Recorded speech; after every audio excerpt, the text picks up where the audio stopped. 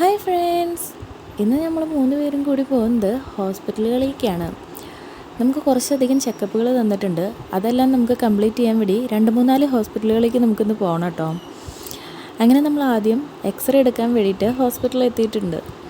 അവിടെ എത്തിക്കഴിഞ്ഞപ്പോൾ സായിക്കുട്ടൻ ചെറിയൊരു പേടി. എക്സ്റേ എന്ന് പറഞ്ഞു കഴിഞ്ഞാൽ അവൻ്റെ വയറ് മുക്കിയോ എന്നൊക്കെയുള്ള പേടിയാണ് കേട്ടോ. അതുകൊണ്ട് തന്നെ എക്സ്റേ എടുക്കാൻ കയറണ്ട അമ്മേ എന്നൊക്കെ എന്നോട് കുറച്ച് നേരം പറഞ്ഞു. പിന്നെ അവിടെ മീനെയൊക്കെ കണ്ടപ്പോൾ ആൾ കുറച്ച് നേരം കഴിഞ്ഞപ്പോഴേക്കും കൂളായിട്ടോ.